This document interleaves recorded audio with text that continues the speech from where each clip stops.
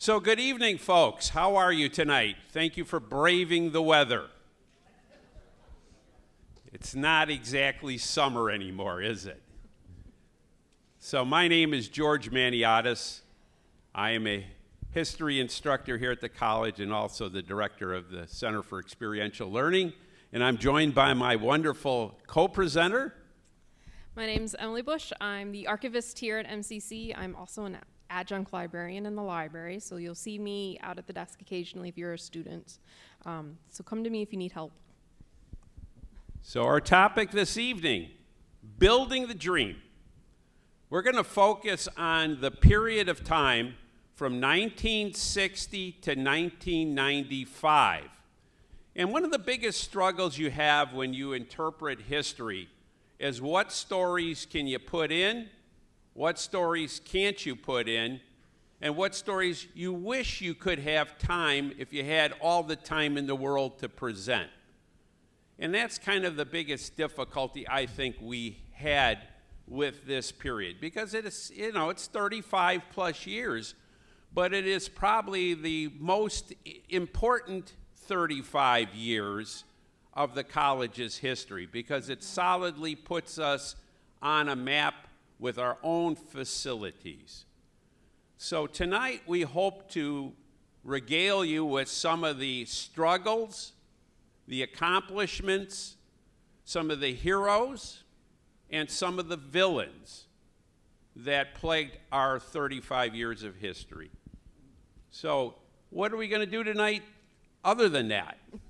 You'll learn about what students did on campus and off of campus, along with our national winning teams, sports teams, what famous actress actually visited MCC as well. And then, of course, we highlight our governance system and our presidents and who got us through this period. Okay, so moving along. The 1960s were a time of optimism. We had one of the second youngest president ever elected to office, John F. Kennedy. And with this young, dynamic personality who just squeaked in by a very narrow margin. It was a very tight election. And of course, there was lots of whispers, might have been cheating. But he was our president, and he came in as a bold, dynamic force. We were in the midst of a Cold War. The United States and the Soviet Union were locked in a struggle, building militaries that they would fortunately never use, trying to fight for the ideologies and mindsets of people across the world. And on top of that, we were confronted with some new challenges, including a space race that came out of nowhere, and how we responded to the Soviets launching the first space capsule, first man into space, and how we responded to all of those things. So, what happened? What is this thing, Emily? So this is Sputnik. This is the satellite that the Soviet Union put into space in 1957, 58, 57? 57, I think 57. It was. 57.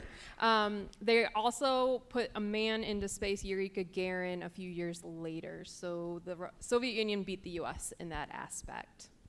Now, what this showed for us is that we needed new technicians, trained ones, and more of the applied tech and not the humanities anymore. So you mean we're not conjugating Latin nouns anymore? No, or Greek. Or Latin verbs, I'm sorry, not nouns. Okay. So as many of you who are from the period of time that might be as old as I am, and I'm not telling you my age, you can guess, you might recognize this down here. Bert the Turtle, Duck and Cover.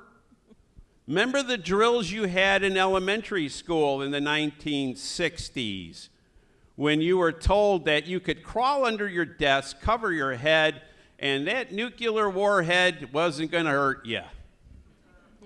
I don't know what moron thought that. They should have rang the bell, let us go to recess. And when we saw the flash, we would have been happy. We'd have been incinerated right away. Whoa, whoa, whoa. I'm sorry. Could you back up there, Andy, just a second? And up above that, what's that, Emily? That is the Berlin Wall, which was constructed around West Berlin in Germany to keep the capitalist West away from the communist East. So we're constantly under this threat of self-annihilation. We're going to get blown up, and it was tense times. So to respond to tense times, now we can move along, Andy. There we go. We had the March on Washington. Who was involved with this? This is civil rights.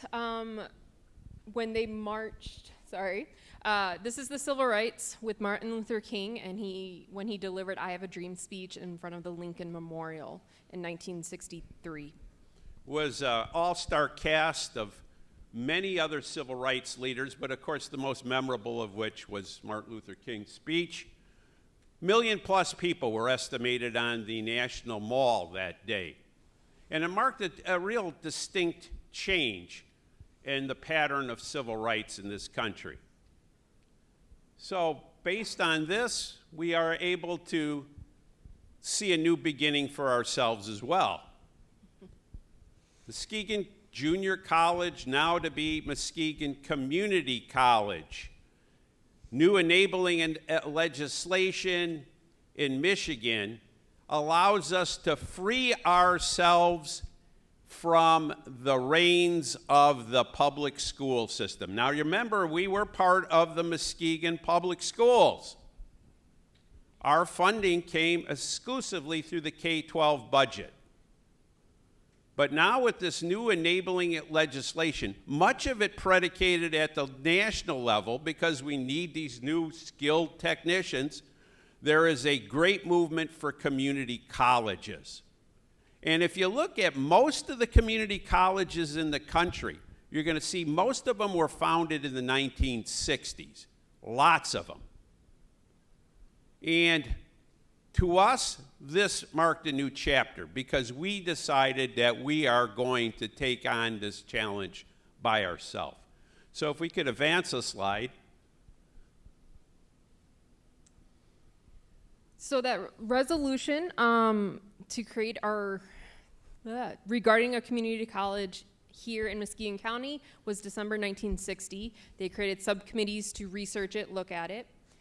In August 1962, they presented their findings.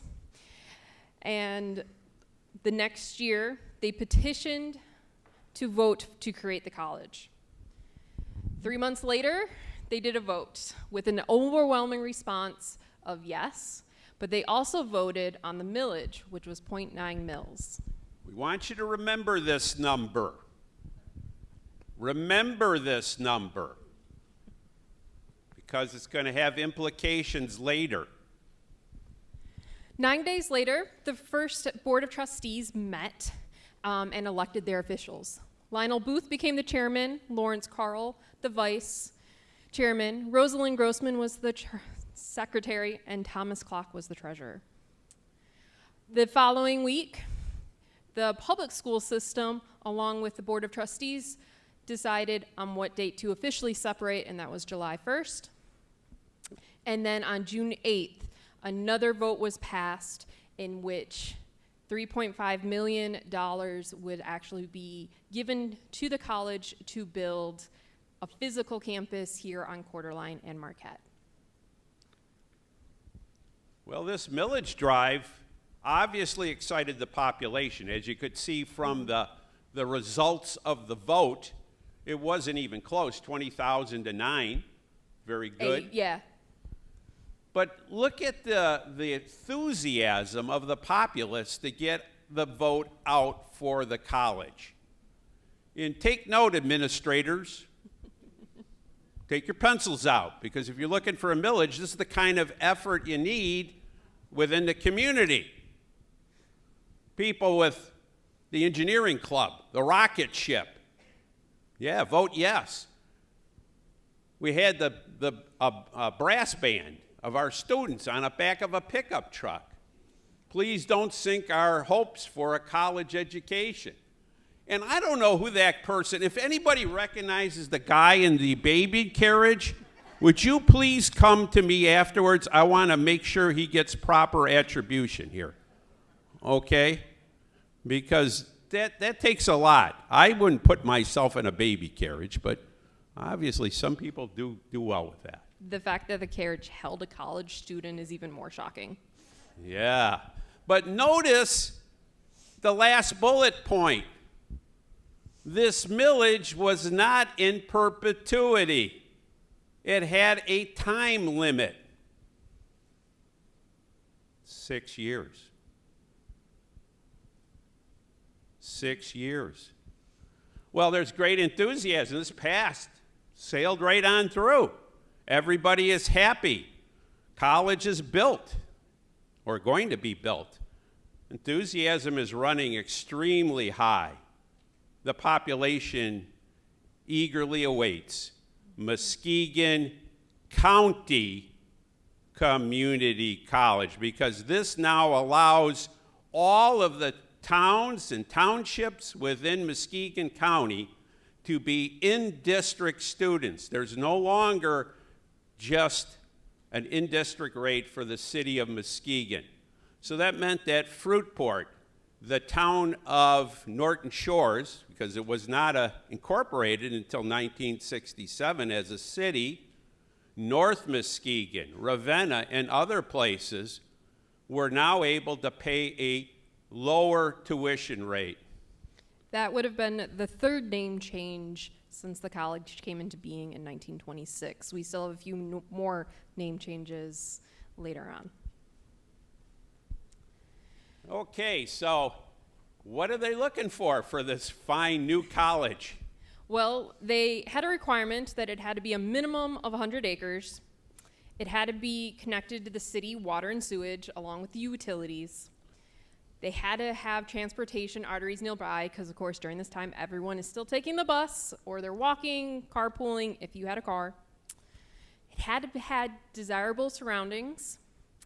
So originally, they had 10 to 12 sites that the realtor gave them. They narrowed it down. They chose this site, and in September 1963, we acquired it.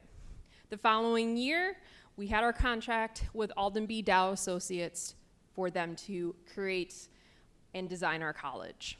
Construction started here in 1965, and as you saw, they worked throughout all seasons, and they completed it in 1967. Now, that's when the whole college opened. The Applied Tech Wing actually opened in 1966. That was the first wing they built because that was the easiest portion of the college to build, considering it was on even ground. So just to get things straight, obviously, it was the only site, one of the only sites with this kind of land that was close to the downtown area. You know, I had somebody years ago say it was engineered and there was some social engineering why they put it out there. No, there was no room for 110 acres in downtown Muskegon unless we were condemning houses and going down that route, which would have just irritated the population. This was the site. And what did they find here? Go back one. So what they found here was a trash dump. People actually used 4 Mile Creek as a trash dump back then. So before they even could clear it, they had to remove the trash. So the gentleman, we'll start with the photo on the right. The gentleman you see right here, that's President Ostermuller. He's the president of the college. I don't know who this man is. If you do, let me know.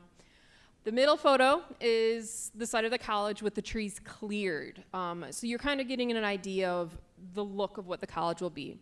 And the final photo on the far left there, I don't know who this man is. Again, if you know, let me know. But this gentleman right here, that is Alden B. Dow. That is the architect, or one of the architects for this building. So the selection of the Alden B. Dow Company was quite interesting. Alden B. Dow was the son of Herbert Dow, the founder of the Dow Chemical Company in Midland, Michigan. He was quite a wealthy family. They were accomplished in their own way. And Alden was, of course, very privileged to have had the best of training in architectural design across the country. He actually spent 6 months working as an intern with Frank Lloyd Wright. But he had his partings with Frank Lloyd Wright, because if you interned with Frank Lloyd Wright, your job was not necessarily to draw buildings and become the best architect. It might have been taking care of Wright's chickens, goats, cows, and other things as part of your internship. It's more cult-like-ish than an actual internship. Yeah, slave labor, I imagine. Apprenticeship work. Well, he decided to take off. He was already licensed and had commissions, and he was very innovative with his designs. If you look at the upper picture, what is that? That is his office and home in Midland, Michigan, which you can tour, and it looks amazing inside. Yeah, very strong influence of Wright flavor within this. This project would be their largest project ever. 500,000 square feet of building. They don't have any other buildings that they ever erected that were that large. They drew one for $1 million plus, but it never was built. This was their largest. And this project was entrusted to a young architect. William Gilmore. How old was William? 28. He was fairly young. 28 years old. You've been given the assignment of designing this building. So even though we attribute this building to Alden Dow, it really is Bill Gilmore who designed and watched this come to fruition. So there's an inspiration, obviously, with the creek and the campus spanning both banks of the river with this Wright influence. And what we're going to see and hear in just a couple minutes, in the words of the architect himself, because Bill Gilmore is still alive. He is 93 years old. Emily, myself, and John Mills were fortunate enough to go to Marquette on Halloween and the 1st of November, and we interviewed this gentleman. And I'll tell you something. God willing, if I'm 93, I want to be Bill Gilmore. He moved like he was in his 70s. Like, full on, in his 70s. This is Bill. He's a rather tall, sizable guy. He's as erect and as tall as he is in this picture. That one.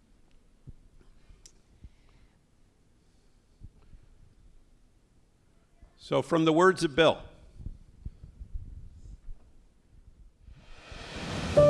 Muskegon Community College was a very special building, always has been for me. My name is William Gilmore. I was hired by Alden Dow when I was about 26 years old. We worked on Muskegon Community College. We were very excited about the project, and Mr. Dow said, well, why don't you work on it and develop it, and the two of us can work together in putting it together. I had a half a dozen books about that thick. The ideas, the square footage, the number of people, desires and needs and wants of the college. One of the initial walks of the site, I was struck by the size of it. The second thing was the diversity of the site, with the two plateaus and then dropping to the stream below. This is going to be hard to build on. And that was my initial thought. If I recall, he initiated the thought. He said, Bill, what if we take the building across the ravine? That was perhaps the best approach. We tried rectangles first. I said to Mr. Dow, we're not getting enough dynamic out of this site. Eventually, the best form was to use the diamond form, which the board seemed to like and the staff, as did the faculty. From then on, the building just grew by itself. When I first saw that stream, it probably wasn't over 5 feet wide. Mr. Dow and I thought, wouldn't it be nice to widen it to about 40, 50 feet and deepen it and make that the feature of the building. Every turn you make gives you a different view of the campus. All the nights thinking about that building. It pays off, and I hope the students today and those that have been on the campus in the past realize the impact it had on their life and on their education. I would hope they got the same excitement out of studying there as we had in doing the building. It ended up being one of the great projects of my life.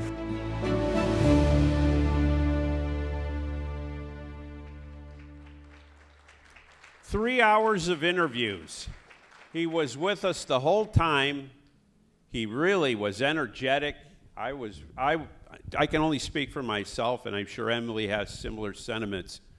It was an experience of my life to meet a man whose vision, passion is still lived in every day. I come to this college 5 days a week, and I feel the energy. And you know, you come in from the parking lot, you think, it's one story, it can't be much. But when you hit that center of the building and you look out those windows, it's like a pearl coming out of an oyster. And he called it the wow factor, the pop. And you feel it. And any given day, depending on the weather, the sun, the reflections from the river, you see different things. And just to think that the exterior of this college, the main center of the campus, the outside structure has not altered at all. It's just the inside things we keep changing. So I think it's kind of a testimony to Bill's design and how well constructed this college is. We may complain, but this building has been here 60 years. And I don't think you could even think of building something today that's going to last 60 years. So it was kind of interesting. But we do want to thank Bruce Duff, our Director of Finance, because it was Bruce, his put uncle. your hand up so people can see you. Bruce's uncle was one of the principals at Alden Dow. When he found out that we were doing this, he put us in touch with Bill Gilmore. And I actually just spoke with Bill today. He called me to get an update on what's happening and told him we were doing the lecture tonight. So he's looking forward to seeing the lecture and the complete interview that John did. So what was in these initial plans, big plans? Bill had big plans. He had a pool, a quarter-mile track, 16 tennis courts, right? A lot of tennis courts. 5 softball fields, 3 baseball fields. Of course, he focused, as you saw, on the diamond. And if you actually walked around, most of the glass, most of the windows do face the pond and 4 Mile Creek. Well, what was the cost of construction? Remember that $3.5 million that got voted on that they gave us?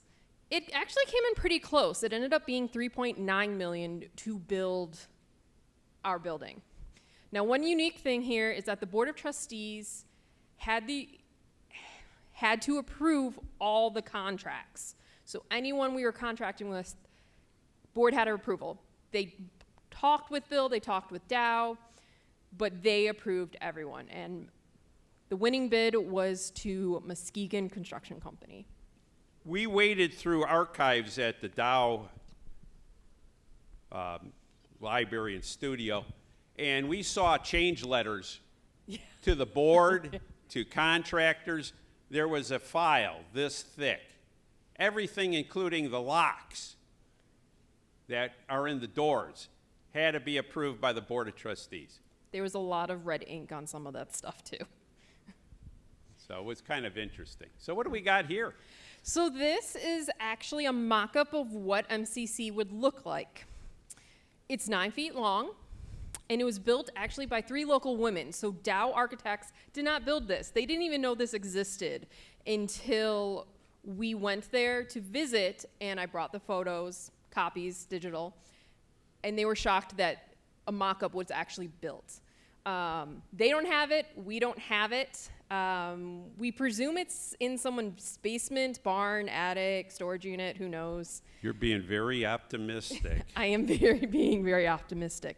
But the 3 women who did build this was Miss Hazel Danielson, Miss Harriet Reed, and Mrs. Lois Clapp. So just 3 local women who wanted a 3D image that people can look at while they are presenting this college to the public. And this toured the community, went to community meetings and other places to generate enthusiasm for the opening of the new campus. This was an exciting event for Muskegon. So this first blueprint that you see is actually a scheme, and it's from December 1963. Now, as you can see, there's some different aspects that obviously they didn't follow through on. One, the main part of the campus, so this would have been all the classrooms, the library, the faculty offices, runs parallel to the creek, not across it. The gym is where the gym is. Here's that track. The tennis courts were split, and there's only a softball field, no baseball field. Then there's the administration building, the main campus, and then this is the tech wing. Now, connecting all of those would have been a walkway that you see right here. Yeah, an elevated causeway. That was just the concept drawing. And in fact, Bill didn't even know who drew this. No, he didn't. He's like, I've never seen this before. That's not mine. So this is the next scheme drawing. We actually don't have a date on this one, but it's sometime in the late December 1963, early January 1964. And the campus is really starting to take shape now. They moved it so it is now perpendicular to the creek. You see the parking lots are pretty much what it is. They still haven't moved the gym. The gym stays there, but there's the pool. The tennis courts have been moved. They're all together now. And the tech wing is just a rectangle. And he said that the tech people were furious, that they felt like lost children because they got the least attractive building. He says, why can't we have a rectangle or a diamond? So now we're getting into the plot plans. So the general concept of the design of the building is there. This is from January 22nd, 1964. The tech wing has disappeared. Don't know where that went. The building's here, but it's not fully connected. There's gaps here, as you can see. Again, he just really just left the gym where it was. So we now have a baseball field, though. Here's the 16 tennis courts. Our track is here, but we lost our pool. Now, something unique about this is that the guest parking lot was actually off a Quarterline, and then there would have been a walkway to the main part of the building, so right along 4 Mile Creek. This is more of a close-up of the drawing. This is another plot plan. This one's actually from January 28th, 1964. It hasn't really changed, but you get to see the contours. So you get to see how steep the ravine is down into 4 Mile Creek that they were going to build over. And there was challenges with it. Obviously, when they started prepping the site, they found out that this bank was very boggy, and they had to put down caissons and pilings to stabilize the building. Otherwise, it would just slid into the creek. And I think that added a little cost to the whole overall project. Correct. It is also why the tech wing, which you can see here, is back. That diamond, it is on the flat part of campus. The other one is where the gym is. So that's why that was built quickly and was opened first in 1966. This plot plan is from March 12, 1964, so a few months later. And pretty much now the campus is now connected. There's really no openings anymore. You see the parking lots. We still don't have our pool. But everything else is pretty much the same. Yeah, and the creek, of course, is widened in these drawings. You can see it's now more like a pond or a small lake. This is a cross-section that was drawn, so you could actually see how the building would look. So there's that flat, and then it goes down, and you can see it going down into the creek and then going back up. We asked about the causeways or the walkways on the third level, what Bill was thinking. Why didn't he just close them in? It's winter. Who wants to walk outside here? And he said, It's just in case 4 Mile Creek floods, it won't go through the building. It will just go over a walkway, so there won't be damage to the interior part of the and building. he actually thought and envisioned, sometimes architects are great dreamers, that students would eat their lunch out there and just, kind of lounge around. They don't eat lunch out there, but I don't think I've ever seen a student pause 1 second to think about lunch. No, but they did use it to jump into the creek, which you will see photos of. Yeah. But there was also balconies that he envisioned on the second floor coming out of the offices, right up in here. Yeah. Where is it? Right up here. Thank you. In this area. Oh, here. Now you can definitely see them. There they are. Yeah, that never got built. Nope. So this is actually the key plan, May 5th, 1965. So you can see what the exterior would look like up top. And then this is the first floor of MCC. And as you remember, long-term administrators, some of you in the crowd were in this period, all the administrative stuff is up near the front doors today. Mm-hmm. Yeah, room 100, 101, all of those places, admissions, student services, all of that's the registrar. That was all front end of the building. President's office was on this side facing the campus. Great. So everything was close to the front of the entrance. And the library was where? The library is where administrative offices are today, along with tutoring. So we were actually right here where the rooftop garden is. We were directly below that and then below that. So there was a stairwell that went from the second floor to the third floor, which when they renovated, they got rid of that. But that's where the library was. We were centrally located in campus. So you guys all saw the video, but these are also photographs. Again, Dow Foundation did not have these photographs. So the archivist there, Linda, was very grateful, again, that we had digital copies. I did let them borrow them. It is geared towards us. They state in their collection, we hold them, we hold the copyright, all of that. But there's an OSHA violation that would be today, obviously.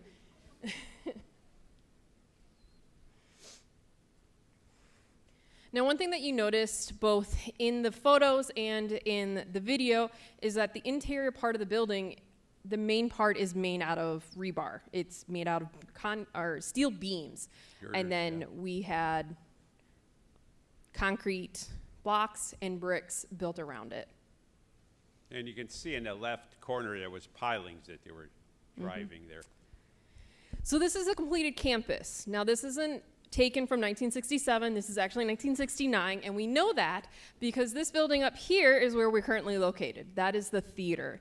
That was not part of the initial plan. That came later, and we'll talk about that in a little bit. So the opening was a well-attended event. They had upwards of 10,000 people tour through campus here. And of course, they came dressed to the nines. Women are in skirts, furs, heels. There were kids, but obviously they were bored. I mean, what kid wouldn't be? Minus the food, which they had great food. You'll see quite a few pictures of the food, because apparently the food was the hit of the whole opening. This gives you an idea. It's a line of cars down Quarterline.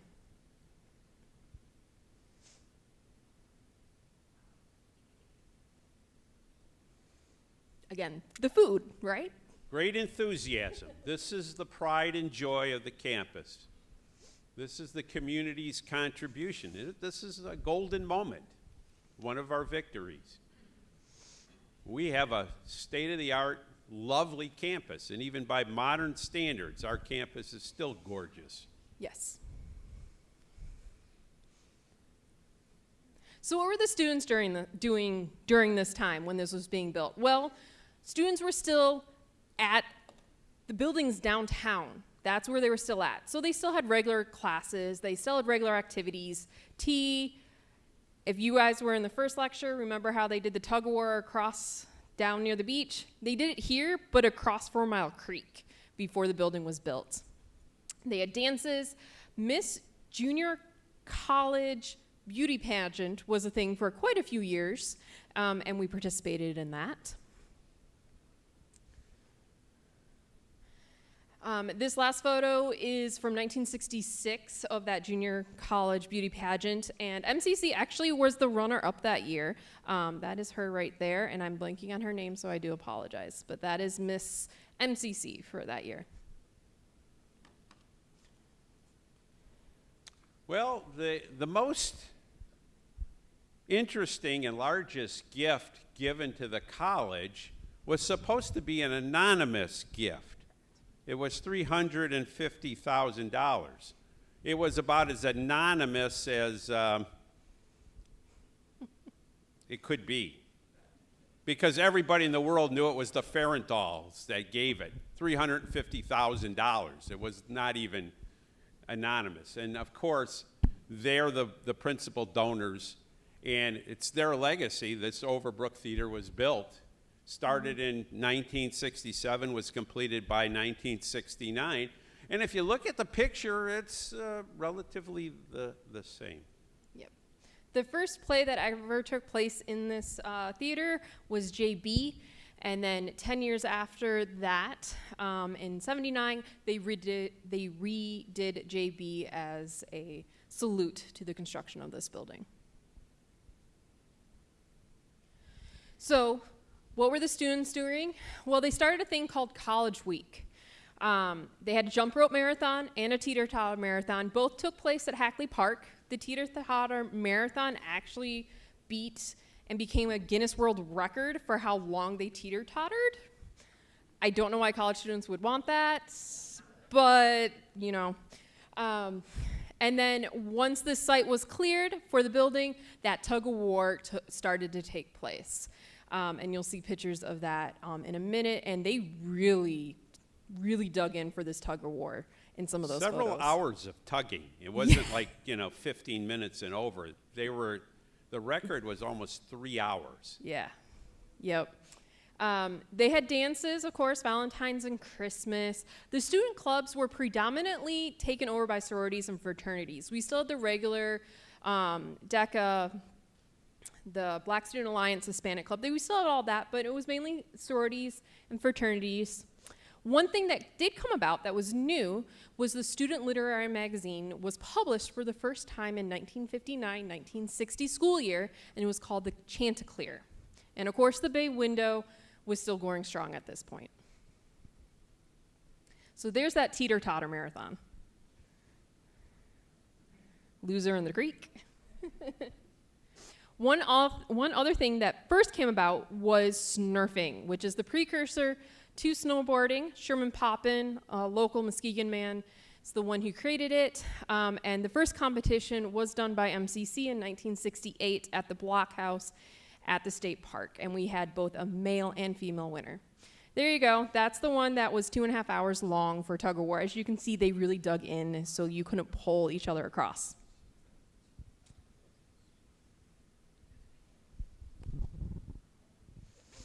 What strikes me is the level of student activity here. There seemed to be quite a good enthusiasm. Students were participating. They seemed engaged. And that might be just because it's a product of the 60s. Mm-hmm. So what did the student athletes do during this time? Well, we still had cheerleading, but we had multiple national champions during this time. Our cross-country team were our first championship national teams. In 1963 and 1964, they won it back-to-back. Wrestling came in and won it in 1970. And we had two great wrestlers, Mike Schur, who won the middleweight champ in 1969, and then Chris Taylor was the heavyweight champion also in 1969. You did see a photo. I think I missed it when it popped up. Now, the reason why we mentioned Chris Taylor, there he is. Chris Taylor right here. 425 pounds. But he could run like a deer. The reason why we talk about him is that he is a 1972 Olympian. He won the bronze medal in Munich. Should have been the gold medalist, but he was cheated in a very controversial call by a Turkish referee. It would have been probably the lead story of the 1972 Munich Olympics, but as you recall, that's the Olympics that the Israeli Olympic team was massacred in Munich, and that quickly pushed that out of the news. So what's going on with enrollment and registration during this time? Well, we can thank the baby boomers for the increase in this. For those of you who don't know, baby boomers were the babies born to returning servicemen from World War II from 1946 to 1964-65, depending on what reference you're looking at. So in 1966, we had about 28,000 full-time students here at MCC. Now, to attend, it only cost $112.50, regardless of the credits that you were taking. So you could take 12 or you can take 18, still the same amount. It's about $10 per credit for that. 10 years later, we're up there now. We're at 2,900 full-time students. And how you paid for college was different. It is now, you now pay it per credit hour, not an overall thing. So it was $13 per credit hour. So if you wanted to take 12 credits, it was $156. If you wanted to take 18, it was $234. Now, as you can see, registration wasn't like it is today where you just went online and did it quickly. They had lines. And this photo is from the 70s. And they had to set up tents because this is fall registration, so they're doing it in August. It's hot. People want to be out of the sun, so they had to send up tents. But even then, the students are going around and then through the tents. And I imagine registration pre-computer, that means you signed up at tables by department, and it kept paper lists of who was in the class. So this was a rigorous thing, and I'm sure you probably had your preferred schedule, but when you got to the table, you might have found that your preferred schedule wasn't going to work because the classes you selected were full. So that meant that it was a whole hassle of trying to get into classes. Yep. So who's Barney Haspel and what's the problem? Oh, Barney Hasper. Oh, my Lord. Barney Hasper was a trustee here. And in fact, if you go and look at the original plaque in 1966 when the building was open, there's Barney's name. You would say, okay, this is probably a wonderful gentleman that was very pro-education, elected by the people with the best intentions in his heart to make sure the college was doing its thing. Well, unfortunately, Barney was on a different program. Barney thought that being a trustee was a stepping stone to bigger things. And it did. He later became the state representative for Muskegon for over 12 years. Unfortunately, his heart wasn't in college funding. At least not ours. No.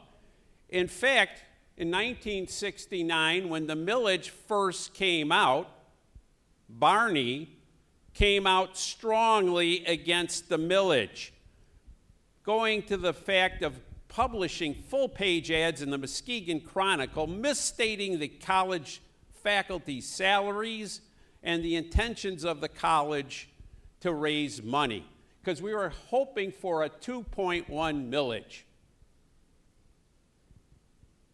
It would take us 2 times before we were able to get that millage passed by even the smallest of margins. Barney was perpetually a problem. If he was just opposed to educational funding, that was one thing. But he came out almost every time we had a millage to make sure it was defeated. And he had some unique ways of doing it because he was a real interesting dude. If we could have the next slide, please.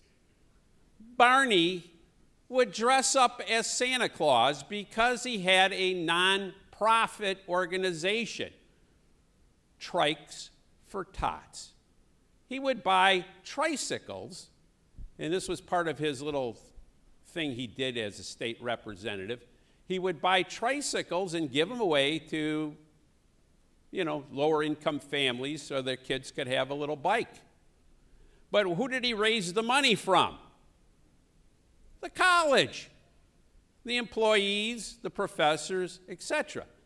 So he would dress up in a Santa suit and make his rounds.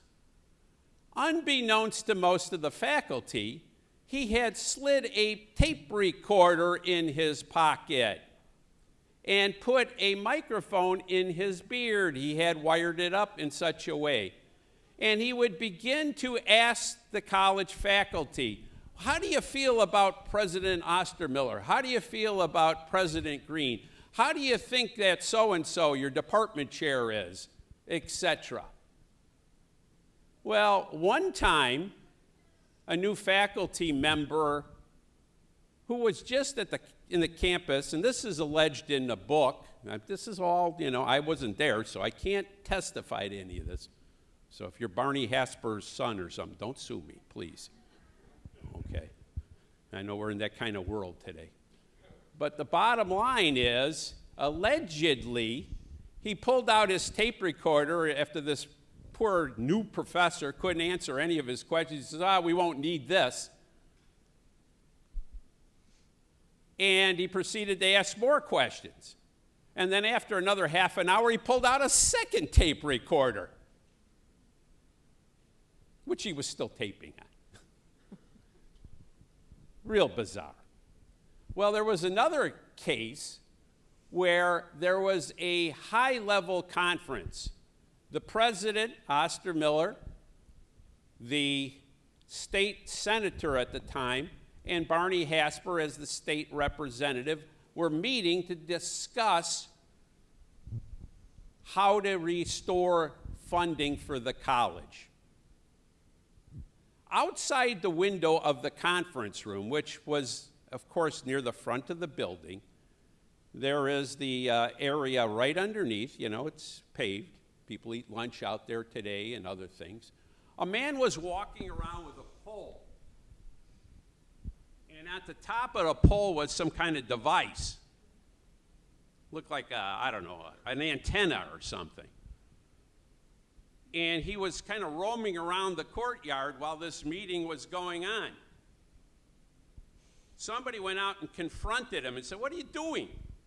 "I'm testing for radiation." What he was doing was trying to pick up a wireless transmitter that Hasper was transmitting the meeting to, and they were recording it. The guy had a tape recorder in his pocket. Yeah, not good. But at the same time, when he was doing this and making our life miserable, in the state legislature, he approved a $1.6 million state aid for Wayne County Community College, which lost their millage 2 times. If they would have lost it 3, there would be no Wayne State Community College anymore. He would give them money, but he wouldn't give us money. What can I say, folks? 9 millages, we've only had 4 passed. So it was often uphill. Our faculty, some of our old timers, told me stories. I would get a pink slip in June saying I was going to be laid off, and they would have to recall me in August, and I would be sitting there all summer wondering if I had a job. It was pretty perilous times. It wouldn't be till 1993 that we got the millage passed in perpetuity. And that's only because Hasper's dead at this point. Yeah, he died. So we had at least a chance. Well, one of the people that got tired of getting riffed every year was Dan Yakes. Dan Yakes, who was a history as well as anthropology instructor here at the college, said if we can't beat them, we got to come up with a new strategy. So he developed a political campaign that rivaled none before. He set up a modern-day telephone bank. He mobilized faculty, staff, and administrators on their off time to start making calls and surveying people and work on the neighborhoods and precincts where the vote had been favorable in other periods of time. And he made every effort by assigning poll watchers on the day of election to make sure that people that were favorable to us got to the polls. That included things like having people drive them. And Dan is one of these unsung heroes. This was part of his thing. He got it done.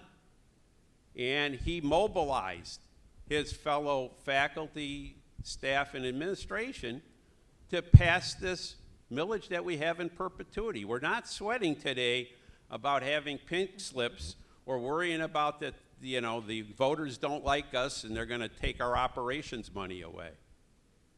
So we owe Dan a big round of applause.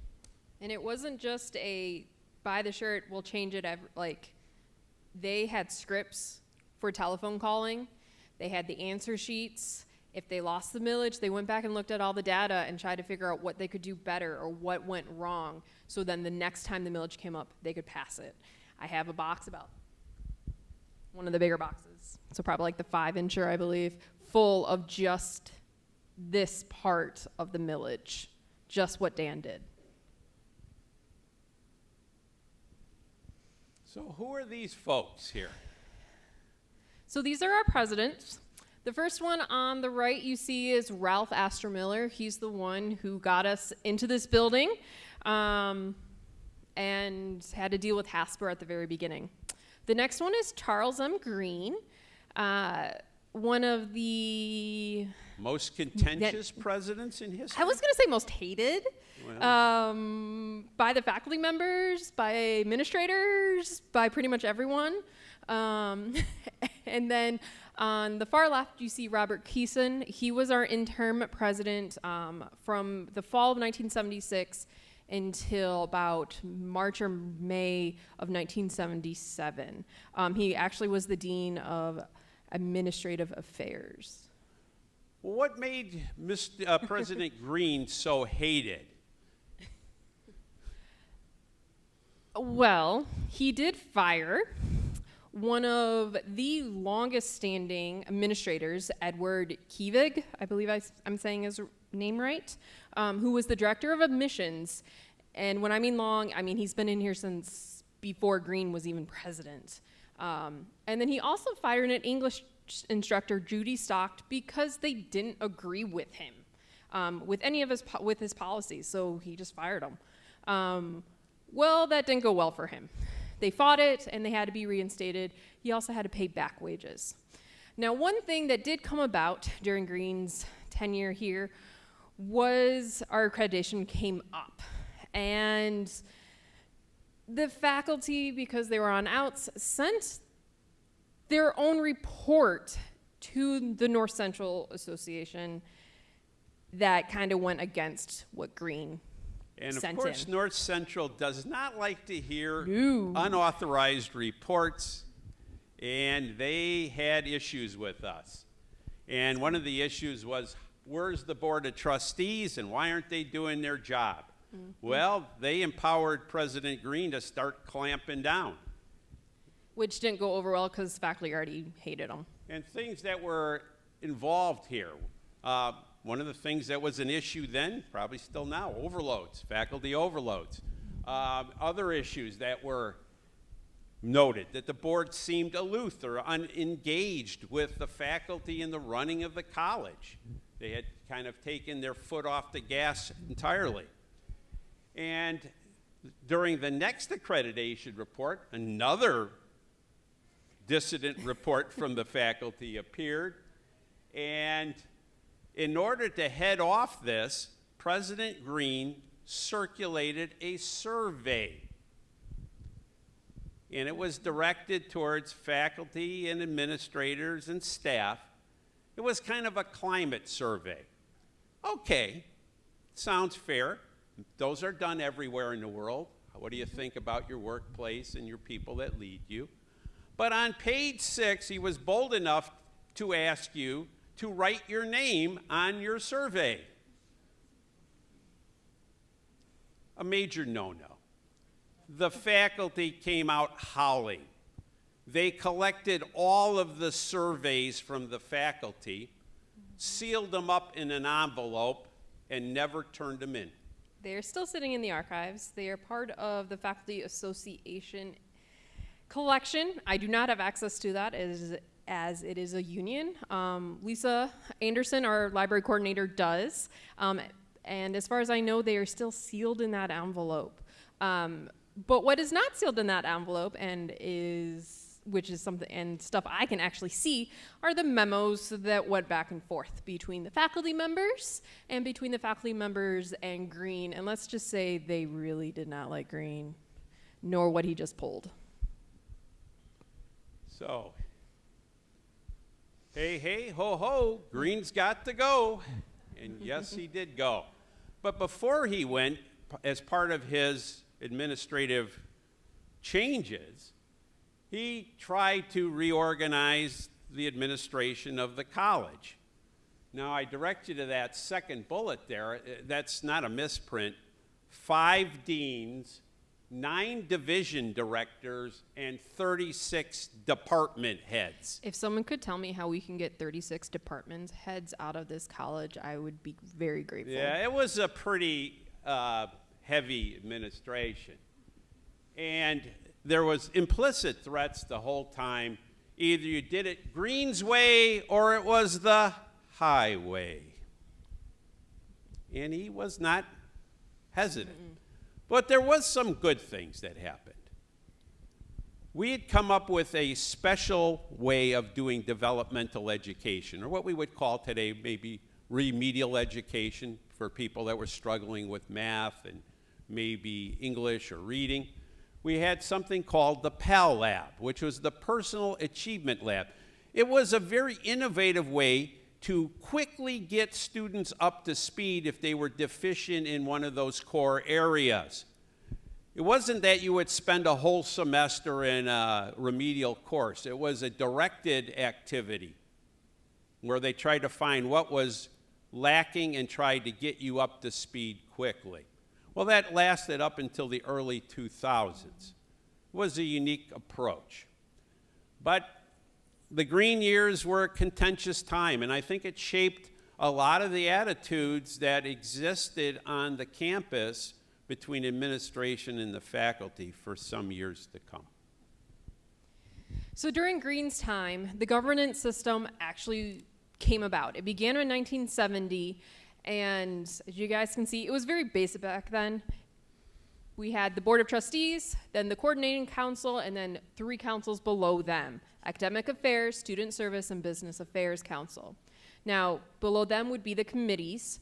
So Student Service Council has the petition committees. That is still in existence today. Now, the Coordinating Council is still there. The Academic Affairs, Student Services, and Business Affairs Council has gone through different name changes throughout the years, and let me tell you, trying to look through the archives and finding different names for these councils can be very confusing because you're trying to figure out where they go. So the Business Affairs Council has had the most name changes. It went from Business Affairs Council to Business Activities Council, Business Services Council, and is now Business Administration Council. Academic Affairs and Student Services, they just kind of switch back and forth. Academic with instructional, and Student Services with Student Affairs. So that's pretty simple. Now, this council system was going on during Green's tenure. So you're trying to figure out, because this helped govern us, and then we have the president, but people who sit on the council at that time were mainly faculty members. So you can imagine the contention between them. I'm currently working on the coordinating council minutes, and you can read the tension in the meeting minutes between Green and the faculty members on the council. Well, clearly that led to big changes. Yes. And we have who? So next up would be John Thompson, who was here for 10 years, from 1977 to 87. He was liked, but coming in, anyone after Green would have been liked.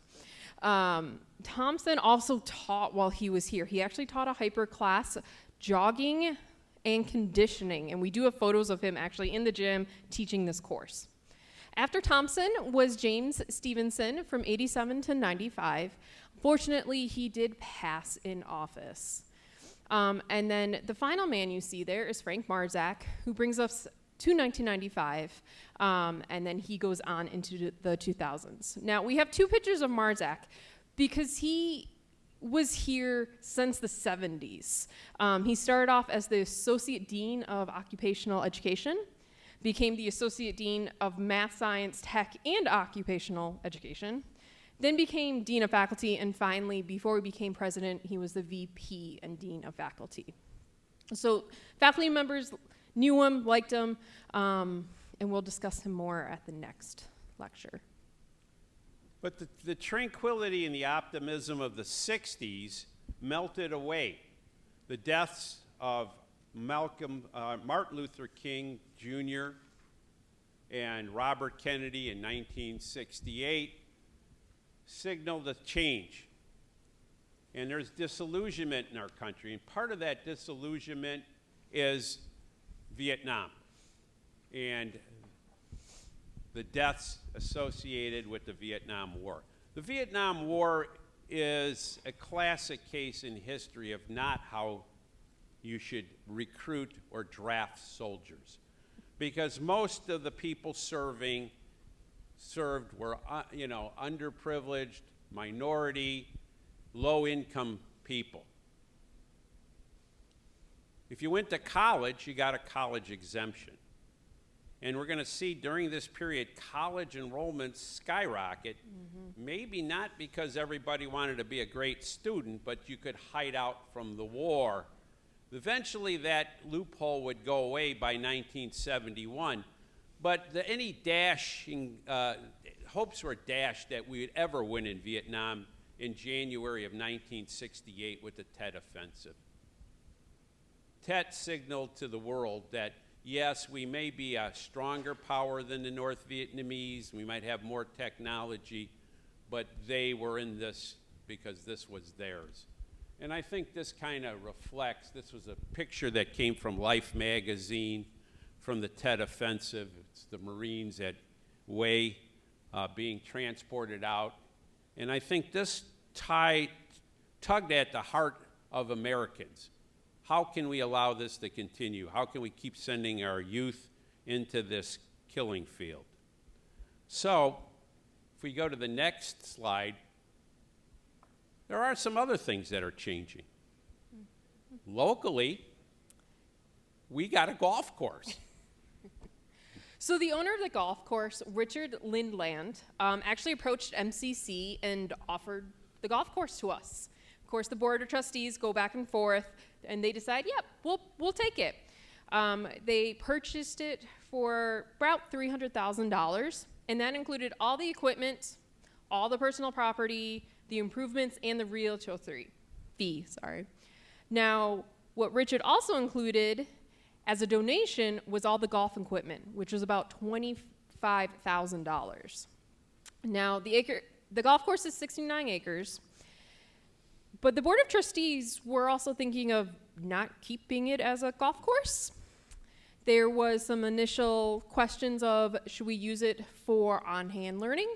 Should we move the applied tech over and build a new building over there so they're separated from the main campus, so they could use that for other classrooms? So we're grateful we have the golf course now, but the initial thought was they might not have kept it as a golf course.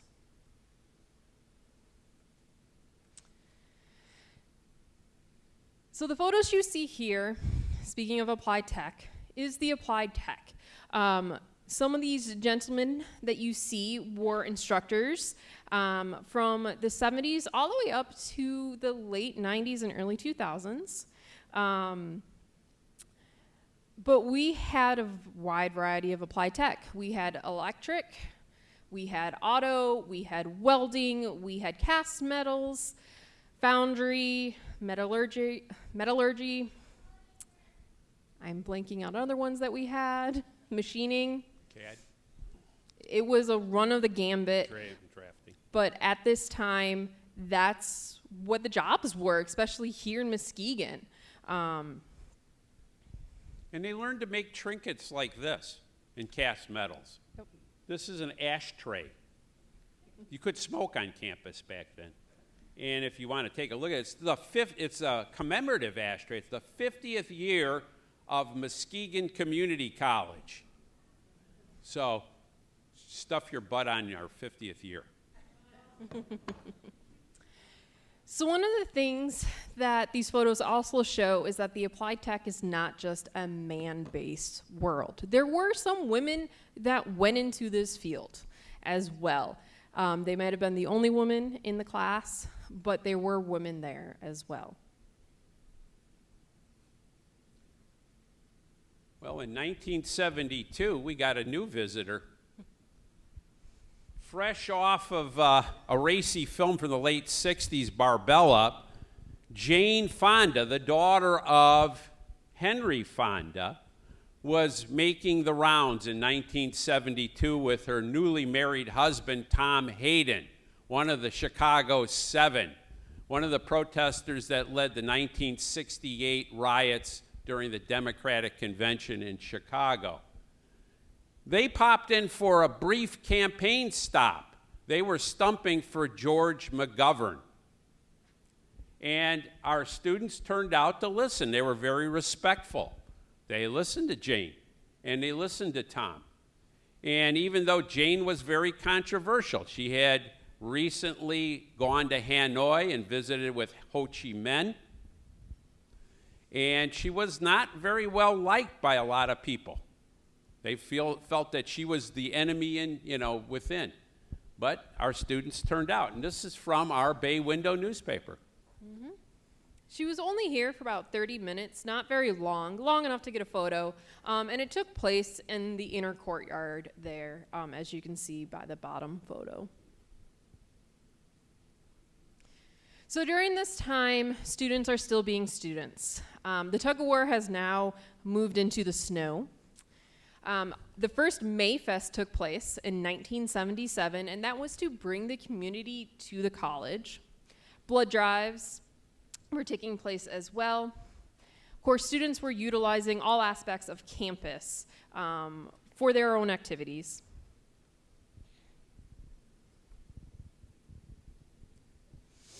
And Mayfest came out as a response to involving the community in an event to try to bolster our image as being community connected so we could get millages passed in the future and build friends with the community.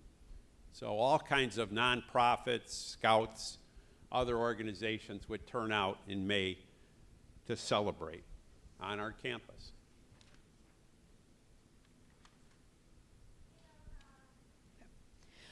So what were the student activities? Well, you saw some of those in the photos, but they also started a winter carnival in which snurfing was the capstone that always took place on a Friday. It started and it continued at the Muskegon State Park until it got too large, which then they had to move to Padnos, just north of Grand Rapids. They also had volleyball, a pie eating contest. The Bay Window is still growing strong along with the student literary magazines. Now, one thing that you see is student clubs exploded during this time. Tons of students were on campus. They weren't going anywhere. Most of them didn't have their own vehicle at this time, so they stayed on campus. One thing you see, or a couple things you see with student clubs, quite a few of them are health-based, and quite a few of them involve the outdoors, including one just called Outdoors Unlimited. They also had a parachute club, which is exactly as it sounds. They just went skydiving. Two clubs that continue even into today is the Black Student Alliance and then DECA. Those are some of the longest running clubs here on campus, along with the Hispanic Club. So students, of course, they were studying on campus as well, pretty much wherever they could find a location to do so. You'll see that some of them are just sitting on the floor, standing in the hallway. Of course, you have to have time to have fun, and we had pinball machines down in the student union, which would have been the corner of the cafeteria at the time. It's been one of our struggles since the building of the campus is enough space to hang out. You gotta love those pants. Yeah, elephant bells and platform shoes. It's quite the thing. Those photos of snurfing, you can definitely see how big it had become at that point.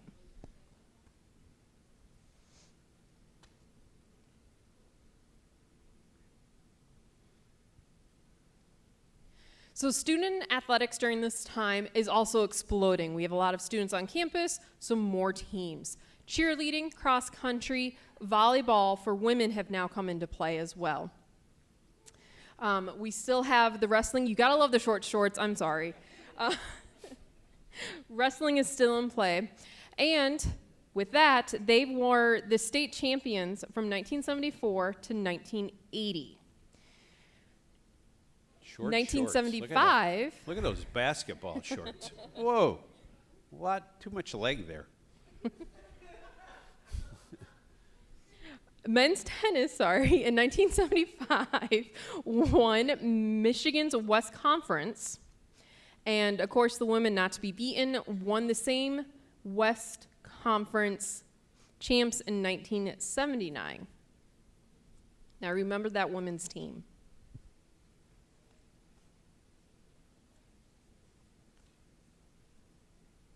Well, there's an innovation in enrolling for classes. As we get into the 80s, yes, you now can phone in your registration. So right? Spare yourself time in line, let your fingers do the walking. Of course, they still had the same problems as if you were in line, their classes might be filled up. So then what are you gonna do? You're gonna look through and try to find your other classes. So in 1986 and 1996, we pretty much plateaued. About 2,500 full-time people. Well, in 1986, the unduplicated students were about 10,000.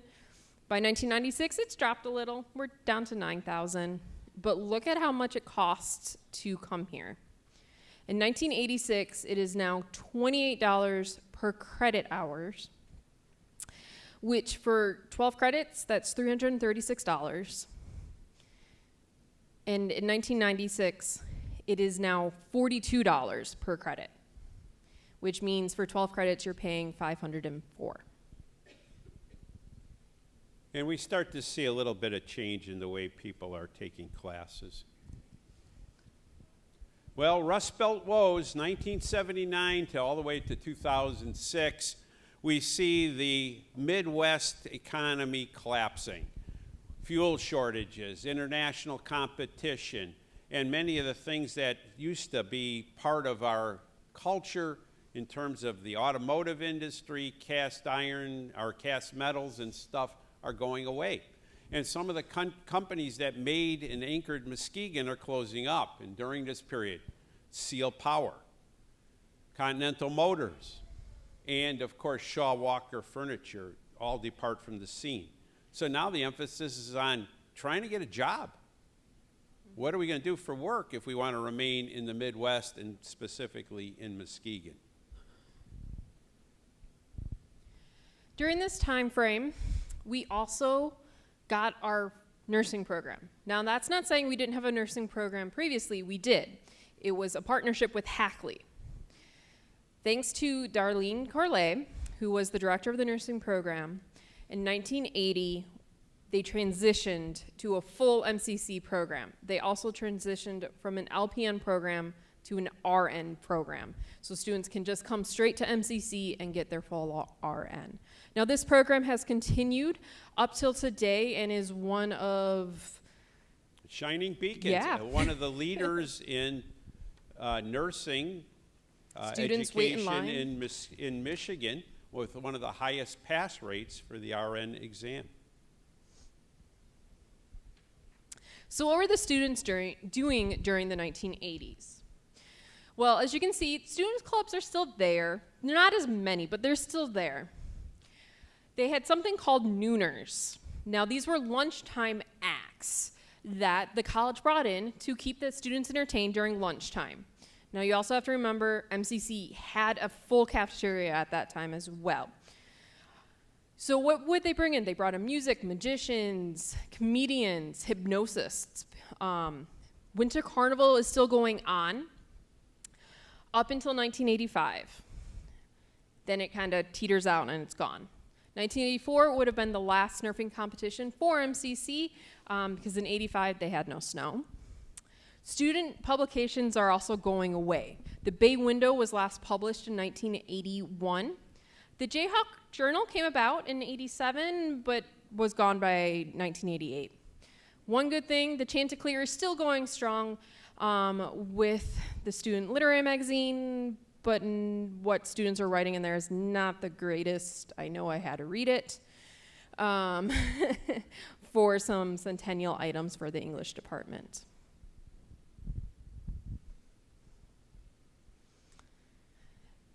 So there's our cafeteria with one of the couple nooner acts going on. As you can see, black and white to color, some of the last Nerfing competitions.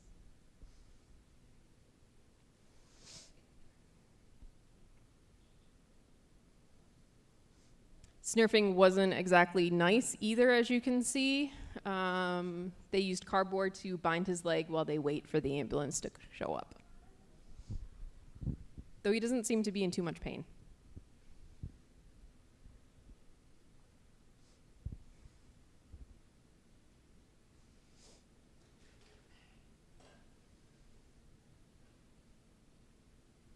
And of course, just like students today, students waited in the hallway for their classes to start.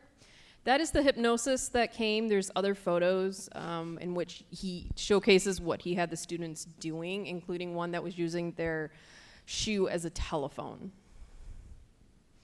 Okay. So what's going on with the sports teams during this time? Well, remember that women's tennis team? In 1980, they became the third sports team to win a national championship. Chris Taylor was inducted into the NJCAA Hall of Fame in 1981, so a few years after he died. And then our wrestling coach, who is still our wrestling coach, Rod Gaffner, won Coach of the Year and was induced into the NJCAA Hall of Fame in 1980.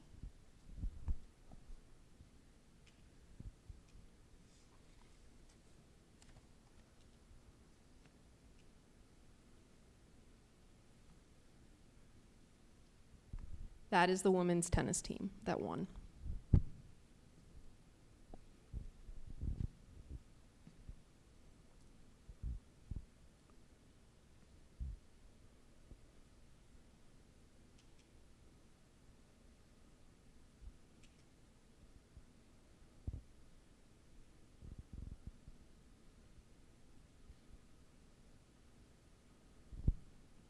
Well, the 1980s marked a change of pace. With the election of Ronald Reagan and the end of the Cold War by 1989, things had begun to change in America. We saw the Berlin Wall topple. We saw or heard about the peace dividend, that we would no longer have to be building weapons to defend ourselves against the Soviet Union. Maybe we could use some of that money to take care of some of our domestic issues. Unfortunately, that never really came to play. But it really marked a change of pace, but it also brought another period. What we're seeing here is President George Herbert Walker Bush, or Bush Sr. as he was often known as, saw the first Desert Storm, which Iraq invaded Kuwait. And there was an international response to that event. But it was only the beginning of a period of many responses against terrorism and terror and tensions in the world. So what do we have here? So the first photo I'm going to point out is this one right here. That is from the 1992 LA riots that was kicked off due to police brutality against Rodney King. The next one will be this one right here. That is 1993, the first World Trade bombing that took place in a garage underneath the World Trade Center. Also in 1993, Waco took place in Texas when the FBI and ATF tried to storm the Branch Davidians, and that was the end result after a multi-day, week siege. I can't remember off the top of my head. Next, we have, in 1995, exactly 2 years after Waco, the Oklahoma City bombing at the Federal Building. And finally, in 1996, the Olympic bombing in Atlanta. All of those, minus the World Trade, would be considered domestic terrorism. Well, one thing that did come about by the mid-90s was a dream that Muskegon had for many years. If you look back in 1962, Grand Valley State College, wasn't a university then, was seeking a place for its campus. And there was a rather unique, I'd say, contention between Muskegon and Grand Rapids as to where the new college should be located. In order to steer clear of politics, Grand Valley State University located its campus like halfway between, in the lovely metropolis of Allendale. Cornfields. Yeah. And they allowed, the community colleges to exist because they didn't want to get into a political match. But one of the dreams was to offer 4-year degrees in Muskegon because people had, at that time, they had to travel to go places, whether they had to go, to Allendale or up to Big Rapids or down to Kalamazoo. They'd have to travel quite a distance to get somewhere. For working people, that is an onerous process. For traditional students, that's an added expense. Why not have those degrees come to Muskegon and have these colleges housed in a higher education building that we would build right on campus? And this was the vision of President Stevenson. In 1993, funding was secured. The campus was built in 95, and we had partnerships with Ferris State, Grand Valley State, and also Western Michigan. And we began to offer robust degrees on campus. And that was quite a turning point for us. Wouldn't be but a short period of time later that President Stevenson would die, and the campus building would be named the Stevenson Higher Ed Center, or Stevenson Center as it's known today. Correct, in the early 2000s. Yeah. I'm blanking on the exact year. Yeah. So what were the students doing during this time in the 90s? Well, as you can see, the clubs are pretty much decimated. There's not much left on campus. They still had concerts and plays, but mainly because those were classes. And the Student Literary Magazine went through some name changes. It became Start Naked in 91 to 93. I don't know the name or why they chose that name. And then in 1993, It changed to its current name, River Voices, and it's still being published through today. Unfortunately, for the 80s and 90s, the photographs that were taken are lost. So if you do have photos from the 80s or 90s, please, contact me. I would love to have them, or even copies of them. But we see a lot of job fairs. We see orientation, different format than what we have today. Yes. Those job fairs weren't just for our students. It was also for community members. As George stated earlier, we were in that Rust Belt, so we didn't have a lot of jobs here in the factories anymore. So a lot of people were looking for jobs. So what about athletics during this time? Well, our basketball team actually were the national runner-up in 1990. But at the same time, some of our teams are going away as well. Don't have tennis. Golf's still there, baseball. So the general ones are still there, basketball. But other ones are going away. No, cheerleaders, not really. Oh, wait, yes. Early 90s, sorry. But go away by the 2000s. Okay. So we always had a rich athletic tradition, not always strong champions, but we had contenders at the conference levels. And a lot, our teams might not have been winning, but a lot of the individual students were being put on the national teams or the state rosters. Well, this also reflected in our enrollment. It flattened out for the next 20 years, actually dipped a little bit. And we were 2,500 students by 1995, down almost 300 students, but plateauing. And our tuition, on the other hand, isn't plateauing. No. It is rising. And rising very, I won't say precipitously, but it's right up there. And I haven't worked it out, but I wondered what the implications were versus wages. How long did it take a student to earn his tuition or her tuition in 1996 versus 1966 when it was $113? But affordability is often a condition of things to come, and we're going to look at that more in depth next time. So those numbers that you're seeing, those are to take 12 credit hours. So for 12 credit hours, that's how much a student would have to take or to pay the college to attend. Well, I think we've worn them out. Almost. We have outstanding faculty. So I will name these faculty as they pop up. And there's many faculty. We could spend hours talking about individuals and their contributions. So who are these people? So we have Dan Yates, Carlo Spotaro, Jack Rice, William, also known as Bill. Jacobs, thank you. J. Paul King, who wasn't an instructor, but he was our director of the athletics. Of course, Casey Hartz for biology. Richard Doctor, he started in English. Don Goodman.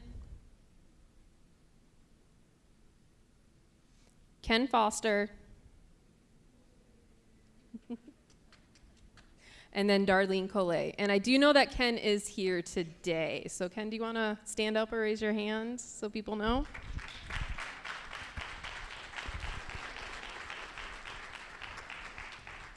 Well, you've been an attentive audience. I'm sorry it took a long time to unfold this, but there's a lot of years, a lot of stories. We could be here for days. I'm sure if we talked to people from that period, we'd have 100,000 more stories to fill books. Our next lecture is going to be in the new year, February 24th. We're going to come back. We're going to talk about the expansion of the dream. We're going to talk about, of course, the downtown campuses, We're going to talk about the revisions in this building with the student one-stop shops and all the other things, the changes to tech and all those things. We will get into the building of the new life sciences building, among other things, and the expansion to the satellite campuses. We will share more stories. Next time we're going to be talking about administrators and some of their contributions. We'll also talk about a couple of presidents that were in that period as well. We want to thank you. I know it takes a lot to come out on a wet night. We appreciate it. Thank you for coming and supporting the college in its quest. It's great to have great supporters.